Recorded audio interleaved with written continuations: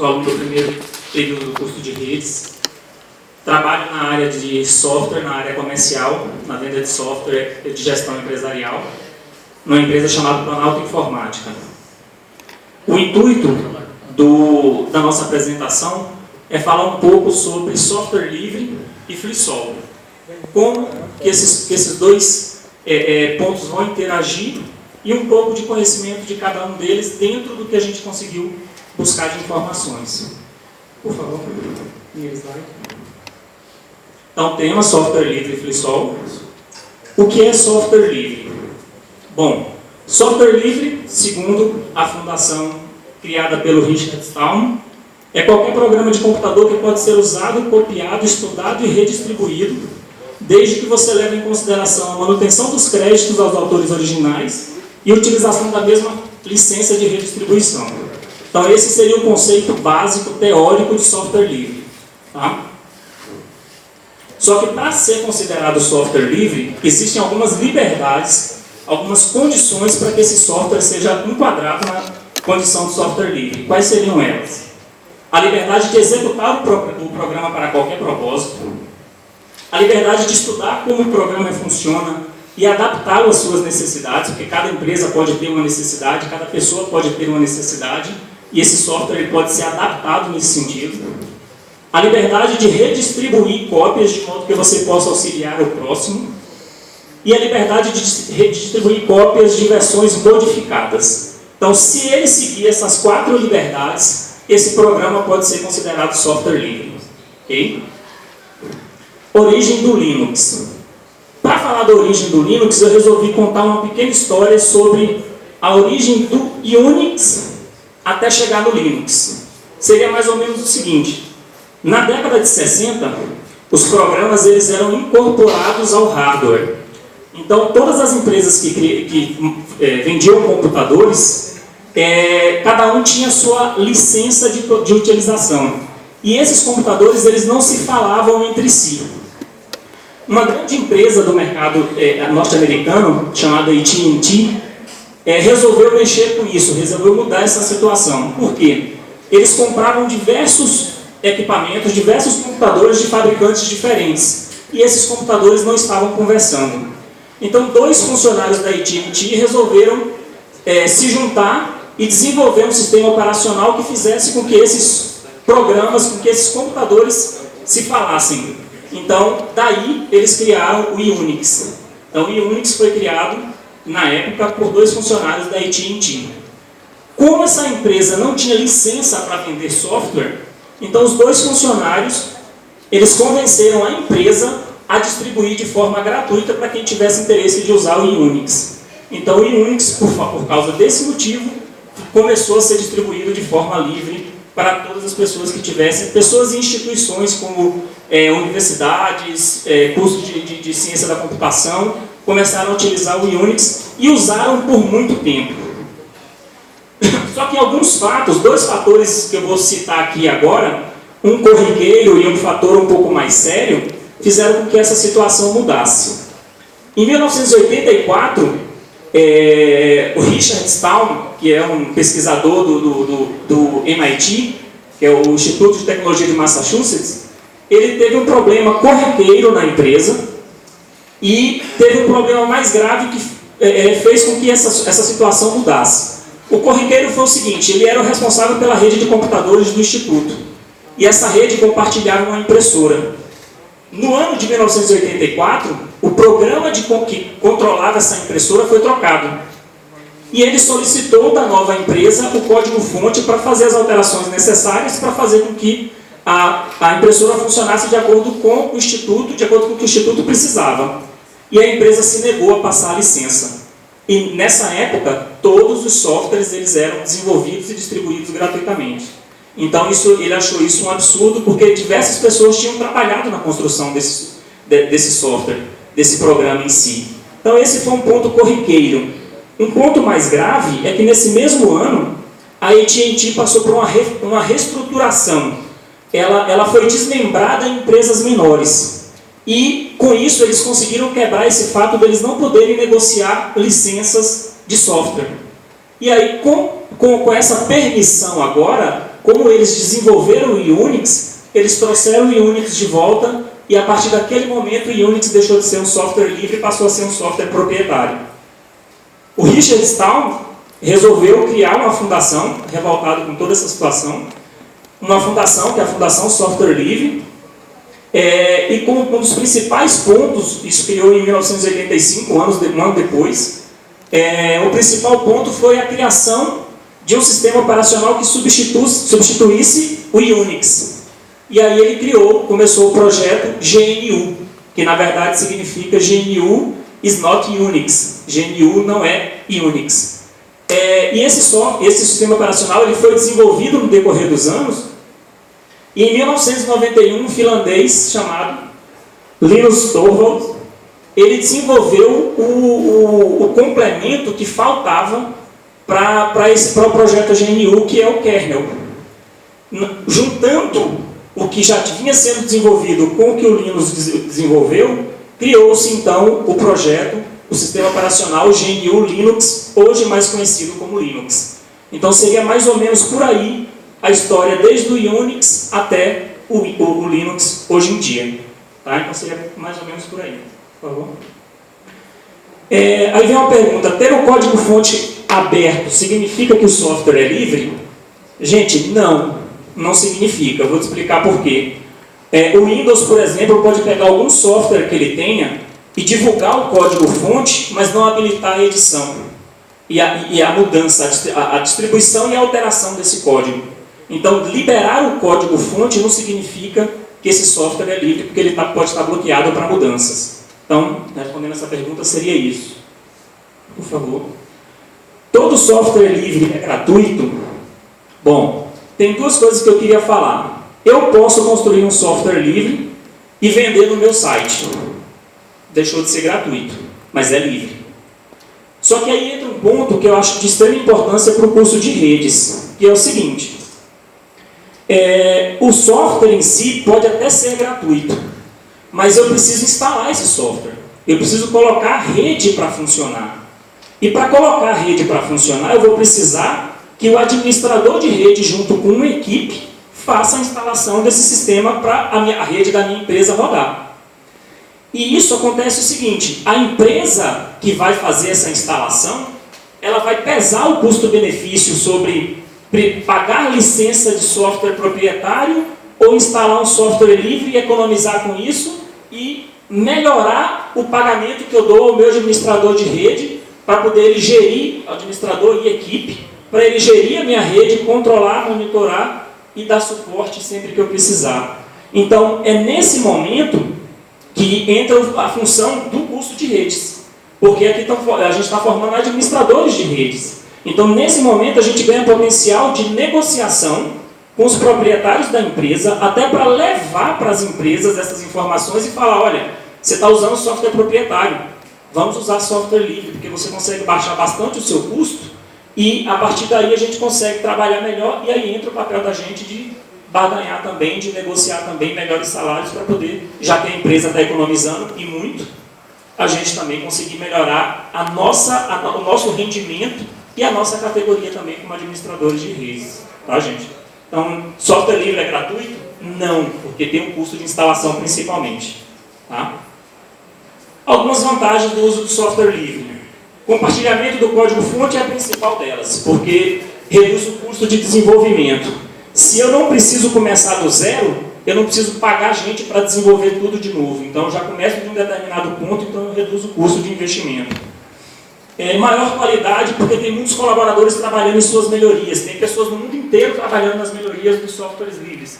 Então, o que acontece? Eu vou ter com mais frequência melhorias, e como o nome dessas pessoas estão envolvidos nessas melhorias, automaticamente eles querem fazer um bom trabalho, porque senão o nome deles também vai estar envolvido com a melhoria que não deu certo.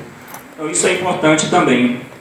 Adaptação dos softwares à necessidade do cliente, isso é um ponto importante também, porque no software proprietário eu tenho aquele pacote fechado. Se algo não me interessa, eu vou ter que pagar porque faz parte do pacote. No software livre eu adapto ele à minha necessidade. Independência de softwares proprietários e segurança. Por que segurança? Hoje a gente sabe que a maior parte dos computadores rodam software proprietário, principalmente o Windows. a maioria dos ataques que são feitos em redes estão direcionadas, dos vírus, dos trojanos, estão todos direcionados para quem é o líder do mercado, que é o Windows. Então você não tem hoje grande volume de ataques ou de vírus feitos para o Linux, por exemplo. Então você acaba tendo uma segurança maior nas empresas e nas pessoas que estão utilizando o software livre.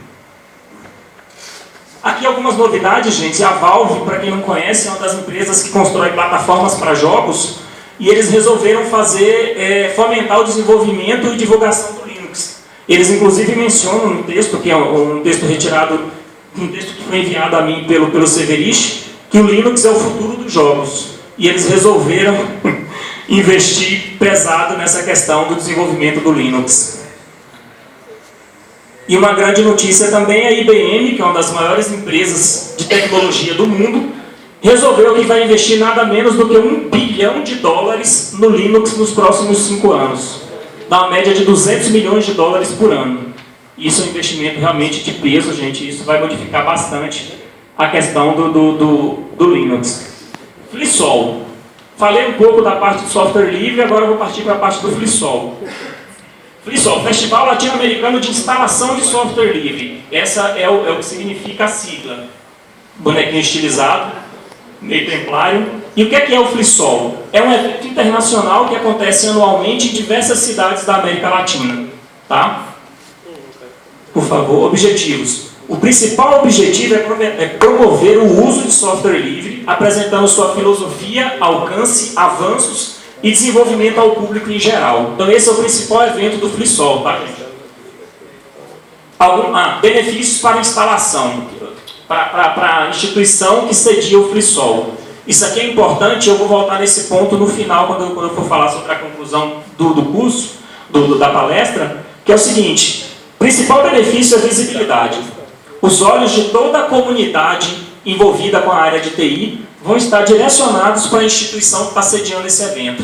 Então é nesse momento que todos os grupos de discussão, os banners que estão sendo utilizados, toda a divulgação em toda a mídia, nas comunidades de software livre, vão estar utilizando o nome da faculdade para divulgar onde o evento vai ser sediado.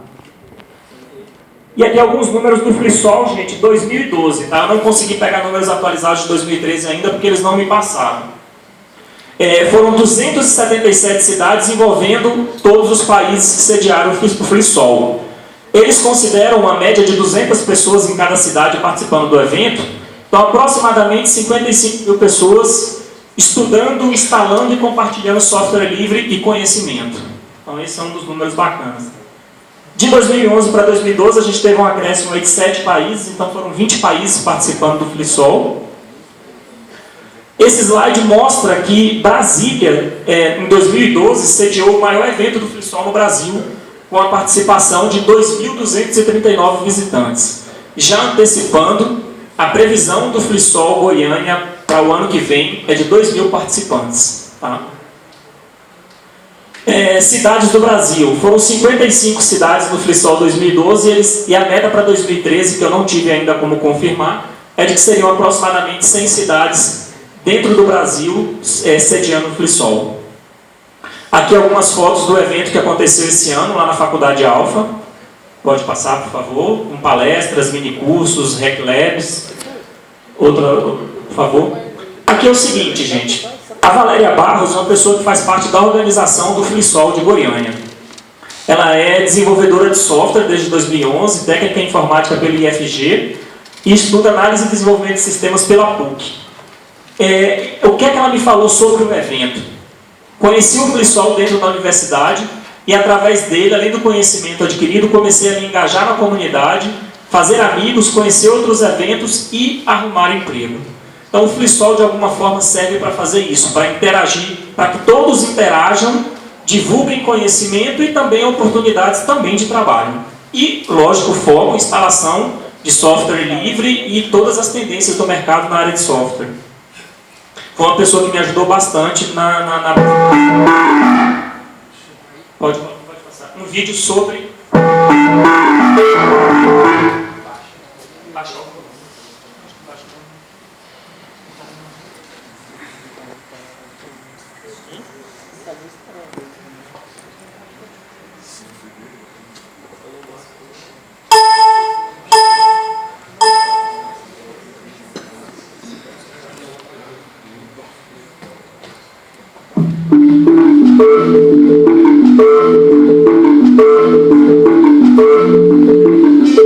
Linux every day, whether you know it or not.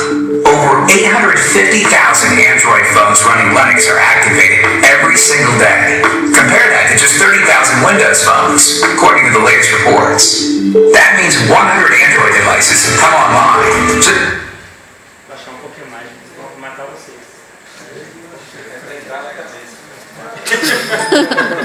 A ideia é essa.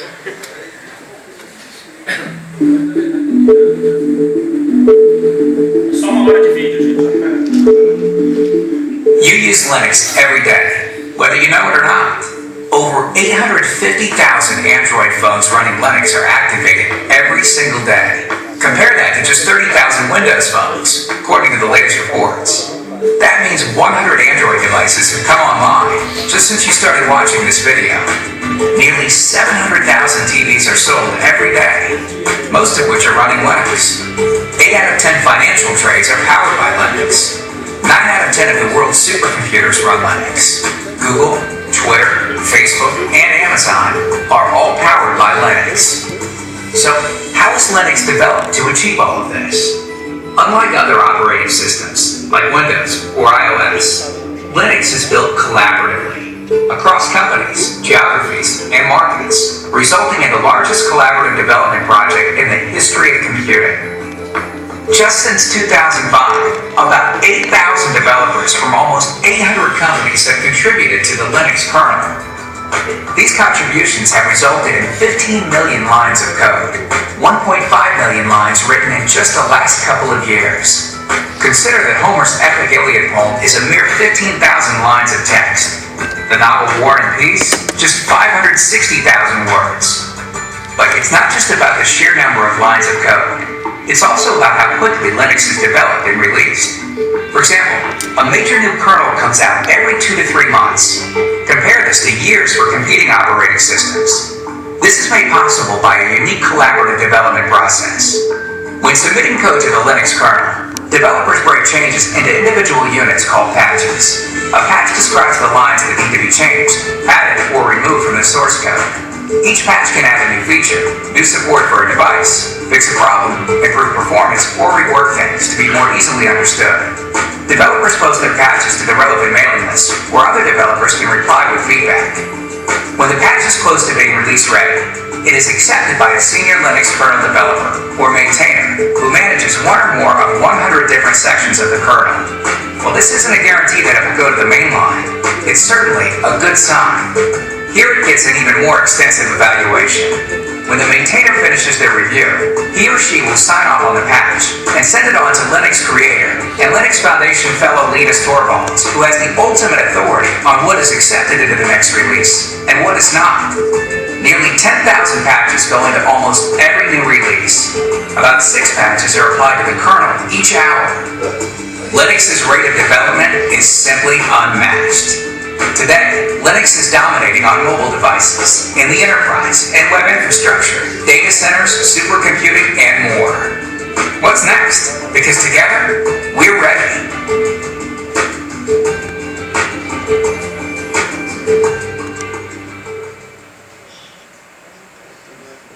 Aqui algumas referências que eu utilizei no FluSol, tá? Para fazer para o FluSol, alguns grupos que me ajudaram para essa palestra, tá?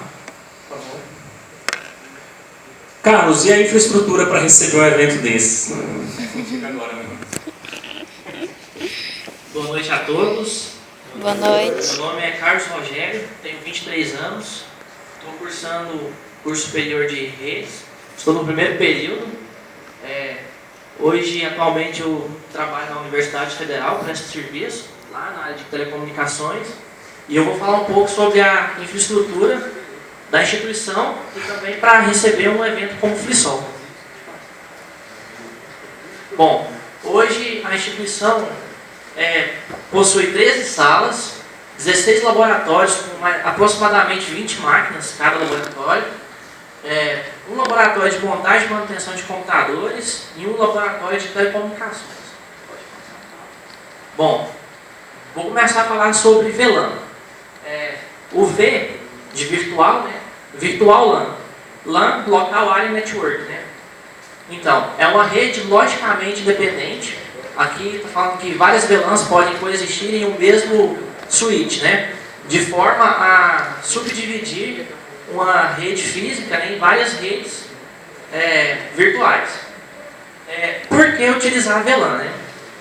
Hoje, a estrutura da instituição, a topologia da rede está sendo dividida por VLAN.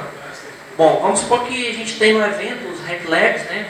E num curso, num mini curso, tem um serviço de DHCP, estão aprendendo a instalar o DHCP. E sobe o serviço de DHCP. E a minha rede não está dividida. O que aconteceria, né? Como está na mesma rede, quando subisse o serviço de DHCP, a minha rede, né, ia ferrar, né? Então, por isso utilizar o conceito de VLAN. Eu vou falar um pouco agora sobre endereçamento IP. Os IPs aqui da instituição hoje são IPs de classe C.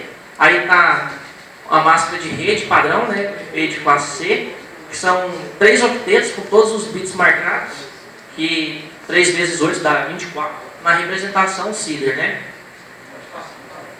Aqui eu vou falar um pouco sobre o endereçamento IP por laboratório. Como eu disse, a instituição utiliza VLAN, né? E aqui é um exemplo como está dividida a rede hoje. VLAN ID 102, aí o endereçamento IP. O endereço IP de rede é 192.168.102.0. O 102, o terceiro octeto do IP, está informando qual laboratório é. Por exemplo, o laboratório 103 seria 192.168.103. O endereço IP de broadcast, né, que é 192.168.102.255, e a faixa de IPs disponíveis para hosts, que vai do 1 ao 254. Agora eu vou falar um pouco sobre protocolos e serviços. DHCP, né? Dynamic Host Configuration Protocol. Do português, né, o protocolo de configuração dinâmica de host. É um serviço TCP/IP que oferece configuração dinâmica de terminais com concessão de IPs de host, máscara e gateway, né? Por que utilizar um serviço de DHCP na infraestrutura do Senai e também no evento? Bom, imagina um evento com 2.000 pessoas. Todo mundo que chega no evento tem que perguntar ao administrador da rede qual é o endereço IP, qual é a máscara.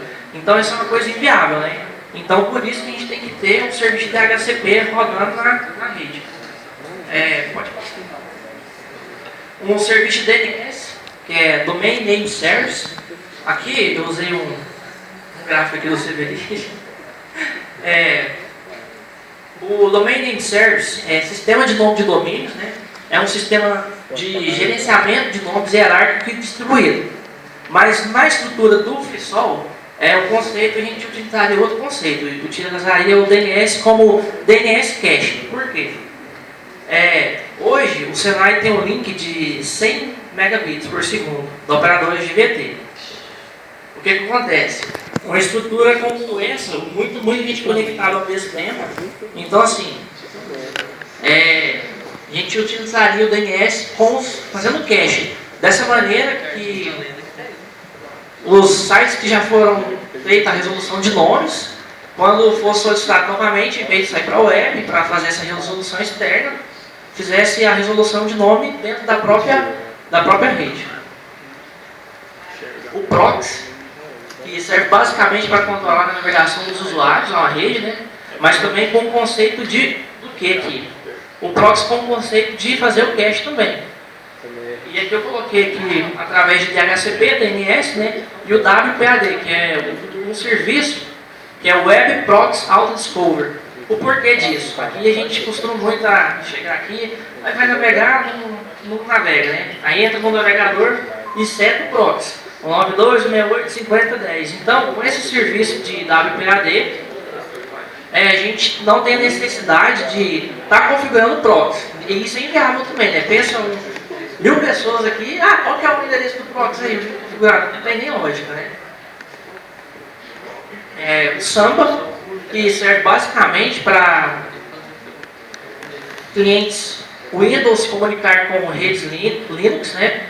O porquê que eu coloquei o Samba? Bom, o evento é de software livre, mas pode acontecer de chegar participantes do evento com máquina Windows, em um certo momento, né, precisar conectar na rede, compartilhar os recursos, e se não tiver o Samba rodando, a gente não vai ter como fazer essa comunicação, né? Isso aqui é um equipamento que a instituição tem, é um switch Cisco, Catalyst 3560, ele é de camada 3. É nesse switch aí que é feita as VLANs. Ele é gerenciável, né? E aqui é uma sugestão que o nosso grupo fez aqui para a rede sem fio, né? A gente colocou aqui uma média de 1.000 participantes, mas a estimativa é para 2.000 pessoas. Mas a gente colocou uma média de 1.000 participantes. Todo mundo hoje sabe como que funciona, né? Todo mundo quer ter acesso à rede Wi-Fi, 3G, tem que estar conectado. Ainda mais num evento de tecnologia. A gente colocou, totalizando aqui 28 access points. Nesse caso, a gente dividiu assim, 30 conexões simultâneas para access points. O porquê disso? Existem equipamentos e equipamentos. Pode acontecer de a gente especificar um fabricante que garante 40, 60 conexões simultâneas, mas pode acontecer do equipamento não suportar, né? E a partir do momento que os participantes começarem a conectar, a rede cair. Então, isso é uma sugestão nossa, né? Não significa que tem que ser feito assim, é uma sugestão que a gente fez, né? Que no caso seria um AB para o anfiteatro, 4 access points para o auditório, 7 access points para o primeiro andar, 7 para o segundo, 3 APs para o terceiro andar e 6 APs destinados à área de conveniência. Isso foi feito um cálculo em cima a respeito de salas, de laboratório que a gente tem aqui na instituição. E eu passo a palavra novamente para o meu amigo Cristiano. Gente, só para finalizar aqui, porque a gente já estourou o tempo, seguinte, por que falar da desvantagem do software livre na conclusão? Eu peguei um dado, cuja fonte está ali embaixo, de que em 2012 existiam 1,2 milhões de profissionais de TI no mercado formal do Brasil, fora aproximadamente 350 mil PJs. Se você for olhar aquele slide que fala da quantidade de cidades que participaram em 2012, que foram 55 cidades, com a média de 200 pessoas por evento, dá aproximadamente 11 mil profissionais participando do evento. 11 mil profissionais num total de 1.200.000 é irrisório, é ridículo, para ser sincero. Então eu considero a principal desvantagem do software livre não é nem algum ponto ou outro que estudiosos possam falar, é a falta de participação da equipe ou dos estudantes da área, a inércia de quem está fazendo o curso de tecnólogo, seja em redes, seja em sistemas, o que for, em participar desses eventos. Por quê? São nesses eventos que acontecem a maior divulgação de tudo que está acontecendo no software livre no mundo. Então, se as pessoas não participam, esses eventos eles não vão ter o resultado esperado. Então, é lamentável realmente que tão poucas pessoas participem desses eventos, e seria interessante realmente que as pessoas participassem mais. Eu não sei se eu consigo fazer isso para esse ano, porque o ano letivo, o semestre letivo está acabando. Mas eu me comprometo de no próximo semestre ir de turma em turma e fazer um abaixo-assinado solicitando a direção da FATESG que se comprometa ou que se coloque à disposição do evento para receber esse evento aqui na instituição. Porque eu quero que os olhos se voltem para cá. Eu estou no primeiro semestre, mas eu quero, antes de sair do meu curso, que esse evento volte para cá e que o software livre seja divulgado, seja trabalhado e seja visto por todas as pessoas que trabalham com TI, e eu quero o nome da minha instituição rodando em todos os banners que vão estar sendo divulgados na mídia, e eu quero em todas as listas de discussão informando que quem está sediando o evento é a FATESG, é o Senai, porque eu acho isso de grande importância para a gente. Valeu, gente. Obrigado. Boa noite.